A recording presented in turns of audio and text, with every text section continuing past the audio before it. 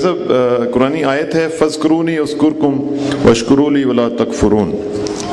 ذکر کیا ہے، یہ کیسے کیا جائے، کیا یہ خارجی عمل ہے، اس کی بنیادی شرائط کیا ہیں، اور شکر کیا ہے، اور کیا ناشکری کیسے ہمیں کفر تک پہنچا سکتی ہے؟ ذرا سی اگر آپ توجہ فرماؤ تو اسی آیت میں ساری باتوں کی ایکسپلینیشن ہے کہ فذکرونی اذکرکم واشکرولی ولا تکفرون. ذکر ہی شکر ہے کہ تم میرا ذکر کرو، میں تمہارا کروں گا، اور شکر کرتے رہو اور انکار نہ کرو. تو قرآن میں شکر جو ہے ماننے کے معنی میں ہے، اور کفر جو ہے نہ ماننے کے معنی. اگر آپ سمپلی خداوند کریم کو اپنی زندگیوں میں شامل رکھو اور ذکر و فکر کرتے رہو. آگے جا کے ایکسپلین کرتے ہوئے علامہ بڑے خوبصورت انداز میں ارشاد فرماتے ہیں کہ قرآن پڑھنا بھی ذکر ہے، نماز بھی ذکر ہے، مگر ذکر ان کے علاوہ بھی ہے. تو بہت سارے میتھڈسٹ علماء نے ایک بڑی مشکل میں ہمیں ڈال دیا کہ تسبیح کیوں کر رہے ہو، تسبیح کا کیا فائدہ ہے؟ بھائی تسبیح نہ کرو تو کیا کرو؟ عمل کرو. عمل کا جی قرآن پڑھو، نماز پڑھو. آئے اس کو once for all we shift this all کہ بھائی کوئی قرآن پڑھنا تو یقیناً ذکر کرنا ہے. اور خداوند کریم نے بڑی وضاحت سے قرآن میں فرمایا ہے کہ نحنو نزلنا الذکر وَإِنَّا لَهُ لَحَافِظُونَ، کہ ہم نے اس ذکر کو نازل فرمایا ہے، یہ ہماری یاد ہے. قرآن پڑھنا ہماری یاد ہے. نحنو نزلنا الذکر وَإِنَّا لَهُ لَحَافِظُونَ. جب نماز کا ذکر ہوا تو فرمایا اقم الصلاۃ لذکری، نماز بھی میرا ذکر ہے، اسے میری یاد کے لیے قائم کرو. نماز کی جب غرض و غائد بتائی، اصل فلسفہ نیات بتایا، تو کہا اقم الصلاۃ لذکری، کہ میرے ذکر کے لیے قائم کرو.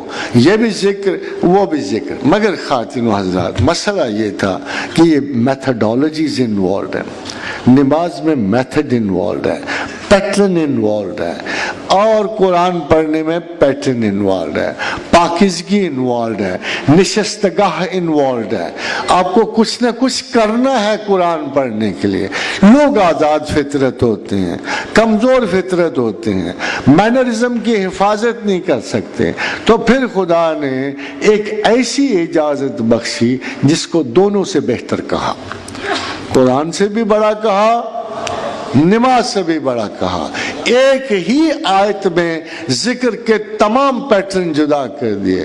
اتلو ما اوحی الیک من الکتاب، کہ دیکھو کتاب کی تلاوت کرو، یہ میرا ذکر ہے. وَأَقِمِ الصَّلَاةَ، اور نماز قائم کرو. ان الصلاۃ تنہا عن الفحشاء والمنکر، یہ تمہیں فحش اور منکر سے روکتی ہے.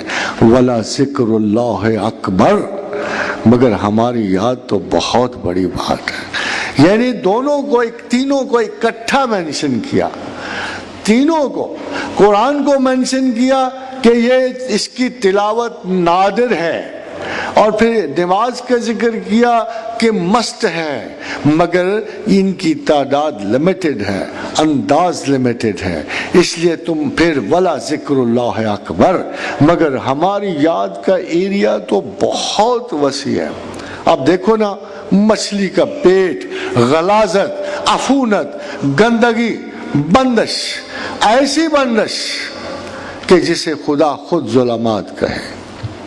وَالظَّنُّونَ إِذْ ذَهَبَ مُغَاضِبًا، اور جب ذنون حضرت یونس بن متی اس ظلمات میں سے گھسے اور گمان کیا کہ ہم زندگی تنگ نہ کریں گے، فَنَادَى فِي الظُّلُمَاتِ أَن لَا إِلَٰهَ إِلَّا أَنْتَ سُبْحَانَكَ إِنِّي كُنتُ مِنَ الظَّالِمِينَ.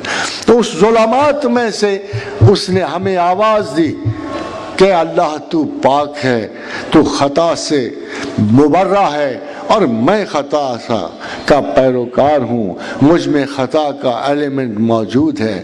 I have made a mistake, I am sorry. دیکھیے پیٹرن، دیکھیے ذکر کا، غلاظت ہے، گندگی ہے، فضولیت ہے، بو ہے، بدبو ہے. آپ کی طرح نہیں وہ آیت کریمہ پڑھی گئی. اگر بتیوں میں نہیں پڑے گی، موم بتیوں میں نہیں پڑے گی، چاندنیوں میں نہیں پڑے گی، وہ تو ایک ایسے حال میں پڑے گی ہے جسے خدا خود ظلمات کہتا ہے۔ اس ظلمات میں پیغمبر نے آواز دی ہے، فنادا فی الظلمات ان لا الہ الا انت سبحانک انی کنت من الظالمین۔ تو ذکر ایک ایسی چیز ہے کہ وَاذْكُرُوا اللَّهَ قِيَامًا الَّذِينَ يَذْكُرُونَ اللَّهَ قِيَامًا وَقُعُودًا وَعَلَى جُنُوبِهِمْ۔ کھڑے پڑھو، بیٹھے پڑھو، کروٹوں کے بل۔ اس نے پوز ہٹا دیے، مینرز ہٹا دیے، مقام ہٹا دیے، نیکی اور پاکیزگی ہٹا دی، ایک زبان، ایک آپ اللہ، ایک یاد اللہ۔ اس کو کہتے ہیں فَاذْكُرُونِي أَذْكُرْكُمْ وَاشْكُرُوا لِي وَلَا تَكْفُرُونَ۔